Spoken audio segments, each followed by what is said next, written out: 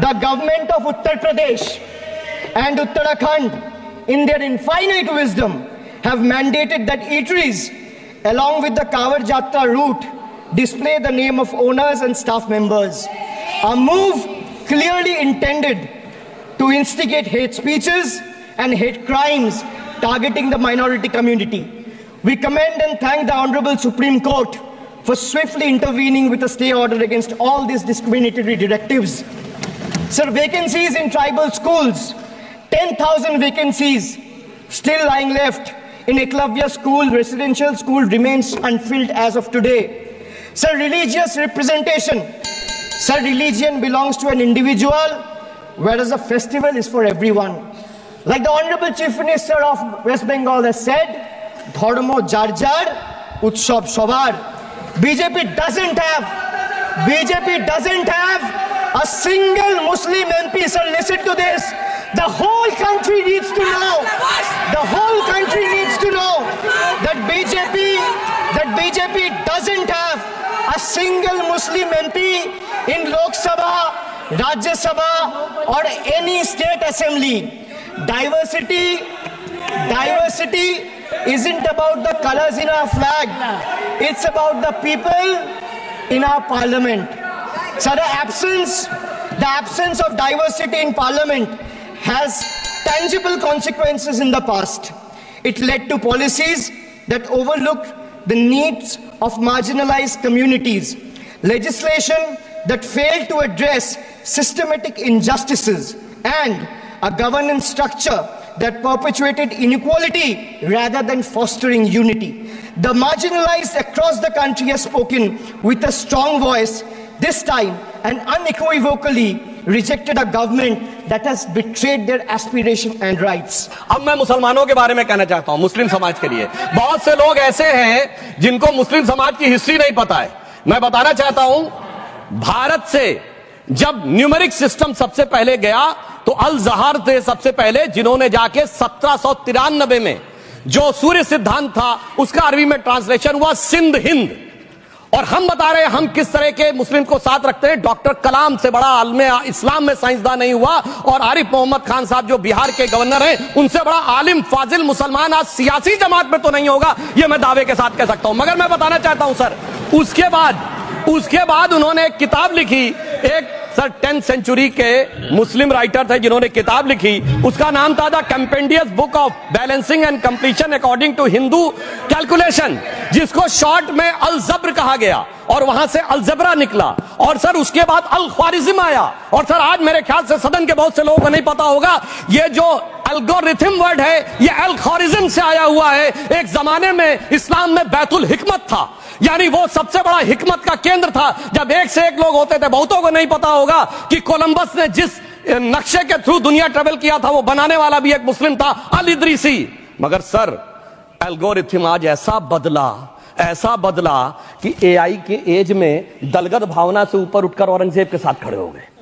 Sir ये algorithm किसने बदल दिया, ये मैं बताना चाहता हूं। इस पे थोड़ा सोचने की जरूरत है। इसलिए मैं कहता हूं मुस्लिम पॉलिटिक्स की सोच क्या थी, हमने किन मुसलमानों का साथ दिया है। मैं बताना चाहता हूं सर, वीर अब्दुल हमीद की शहादत की 50वीं वर्षगांठ 2015 में हुई। प्रधानमंत्री मोदी जी ने उनके पूरे परिवार को और उनकी पत्नी को बुला के सम्मानित किया, और इन लोगों ने उस यासीन मलिक को, जिसके ऊपर 3 एयरफोर्स के ऑफिसर्स को हत्या करने का आरोप था, वो प्रधानमंत्री आवास में सर साफ दिखाई पड़ता है कौन किसके साथ खड़ा हुआ है, कौन किस तरह के मुसलमान के साथ खड़ा हुआ है। और सर मैं ये भी कहना चाहता हूं सर, ये अपने टर्न पे बोलिए सर, पिछले 30-35 सालों से हुआ खड़ा किया जा रहा है। 1990 में जब राम मंदिर आंदोलन हुआ, कहा गया बीजेपी आएगी उत्तर प्रदेश में खा जाएगी। सर बीजेपी आने के बाद उत्तर प्रदेश में जानते क्या हुआ सर, 22 साल से शिया सुन्नी के बीच में जो दंगे चलते थे और मदे साहबा का जुलूस नहीं निकलता था, शिया समुदाय का मदे साहबा का जुलूस लखनऊ में हमारी सरकार में निकलना शुरू हुआ। और उसके बाद कहा गया केंद्र में भाजपा आएगी तो खा जाएगी। सर अटल जी की सरकार आई, इतनी शानदार स्थिति रही। उसके बाद कहा गया गुजरात में आएगी तो भाजपा खा जाएगी। सर गुजरात का मुसलमान आज सबसे समृद्ध मुसलमान है, सबसे ज्यादा जकात वहां से आता है। उसके बाद कहा गया मोदी जी की सरकार आएगी तो क्या होगा। सर मोदी जी की सरकार आने के बाद हमारे साथियों ने बताया है अल्पसंख्यक समुदाय के 70% लोग हैं जिनको किसी न किसी एक योजना का लाभ जरूर मिला है। और सर फिर कहा गया सीए आएगा तो नागरिकता छिन जाएगी। सर उसके बाद भी आपने सब देखा, और सर हम बचपन में सुनते थे कि राम मंदिर बनने लगेगा तो मिडिल ईस्ट की देश पेट्रोल देना बंद कर देंगे। सर राम मंदिर भी बन रहा है और भारत मिडिल ईस्ट कॉरिडोर भी बन रहा है और अबू धाबी में भी मंदिर बन रहा है और 4 मुस्लिम देशों ने सर्वोच्च नागरिक सम्मान मोदी जी को दिया हुआ है। इसलिए मैं कहना चाहता हूं सर, मर्ज हो तो उसका इलाज किया जा सकता है। जैसे हमारे यहां वैद धन्वंतर माने गए हैं, इस्लामी अकीदे में वैद हकीम लुकमान माने गए, तो कहा गया है उनके लिए कि इसमें क्या रखा है, देखे है जो तू आन के पास, बदगुमा वहम की दारू नहीं लुकमान के पास। यानी मर्ज का इलाज है पर वहम का इलाज तो हकीम लुकमान भी नहीं कर सकते जो आपने पाल कर रखा है। मैं कहना चाहता हूं हम किन मुसलमानों की बात करते हैं। आप गंगा जमुनी तहजीब की बात करते हैं। सर दारा शिकोह औरंगजेब का बड़ा भाई था, उसने उपनिषदों का अध्ययन किया, संस्कृत में अनुवाद कराया और नाम रखा सिर्रा अकबर, यानी वर्ड्स ऑफ गॉड। मैंने किसी को दारा शिकोह की जयंती मनाते हुए नहीं देखा। मैं पूछना चाहता हूं बेगम बीबी ताज, उनके घर पे जाते किसी ने सुना? सर ये बताइए, आलम शेख इतने बड़े कृष्ण भक्त कवि, किसी ने सुना उनके घर पे जाते हुए? मलिक मोहम्मद जायसी जिन्होंने पद्मावत लिखा, उत्तर प्रदेश के रहने वाले, उनके घर पे कोई गया? ये बताइए ब्रिगेडियर मोहम्मद उस्मान के घर पे कौन गया? आजमगढ़ में, गाजीपुर के रहने वाले थे, आज तक जाने वालों में नहीं दिखे। और मैं सर बताना चाहता हूं एक और बात। सर एक सैयद इब्राहिम रसखान हुए हैं, बहुत बड़े कृष्ण भक्त के कवि। सर जिन्होंने क्या लिखा, उन्होंने कहा मेरा अगला जन्म हो तो भी मैं कृष्ण भक्ति बनना चाहूंगा। मनुष्य बनूं तो ग्वाल बाले के रूप में और पशु बनूं तो गाय के रूप में। उन्होंने कहा मानुष हो तो वही रसखान, बसों ब्रज गोकुल गांव के ग्वारन।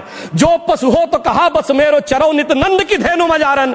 सर उन्होंने कहा गायों के बीच में नंद बाबा की गायों में जन्म लेना चाहूंगा। मगर सर आज एक ऐसे नेता आए हैं इस देश में जिनको गायों से बदबू आने लगी है, तो उनके लिए मुझे मेरे मन में भाव आता है सर कि श्री रामचंद्र कह गए सिया से, ऐसा कलयुग आएगा गोपालक श्री यदुवर कुल में एक ऐसा नेता आएगा जिसे बकरे कटने में खुशबू मिलेगी, गौ माता में बदबू पाएगा। रामचंद्र कह गए सिया से कैसा कलयुग आएगा। अब सर मैं एक और बात भी कहना चाहता हूं, हम किनको मानते हैं? सर नजीर अकबराबादी को सुनिए, कृष्ण भक्त के लिए क्या कहा। सर मैं एक बोलना चाहता हूं, बुल्ले शाह ने क्या कहा? बुल्ले शाह ने कहा, अभी होली गुजरी है, उसने कहा था आज होली खेलूंगी मैं, कर बिस्मिल्लाह। उन्होंने आगे कहा अलस्तु भी रबिकुम प्रीतम बोले, सब सखियों ने घूंघट खोले, नाम नबी की रतन चढ़ी, सुनिएगा, नाम नबी की रतन चढ़ी और बूंद पड़ी अल्लाह अल्लाह, आज होली खेलूंगी मैं, कर बिस्मिल्लाह। तो मैं भी कहता हूं अब बिस्मिल्लाह करिए और उसके बाद हमारे इस सहयोग करिए, इस सकारात्मक उसका, वरना अल्हम्दुलिल्लाह जो हम मुसलमानों के लिए और देश के लिए करना चाहते हैं उसमें हमें सफलता जरूर मिलेगी। अंत में मैं सिर्फ यह कहना चाहता हूं सर, तमाम प्रकार की बातें यहां पर हुई, सकारात्मक और नकारात्मक, मगर अफसोस की बात यह है कि 1913 के वक्फ वाल औलाद से लेके 2013 के वक्फ वाल औलाद तक इनकी फितरत नहीं बढ़ती, क्योंकि सर ये तो पार्टियां ही अल औलाद है, तो इनको तो उससे बहुत ज्यादा वो होगी। पर मैं सिर्फ अंत में कहना चाहता हूं सर, अपनी सोच बदलिए। आप जिस कश्ती पे सवार होकर इस दरिया को पार करने की कोशिश कर रहे हैं, पिछले 75 साल में नहीं कर पा रहे हैं, 10-12 साल में बहुत हिचकोले खा रहे हैं, तो कश्ती और रास्ता बदलिए। तो इनके लिए अंत में एक पंक्ति कहते हुए बात समाप्त करना चाहूंगा कि इन्होंने कश्ती भी नहीं बदली, दरिया भी नहीं बदला, पर इन डूबने वालों का जज्बा भी नहीं बदला, पर है शौक के सफर ऐसा, एक उम्र हुई हमने मंजिल भी नहीं पाई, रास्ता भी नहीं बदला।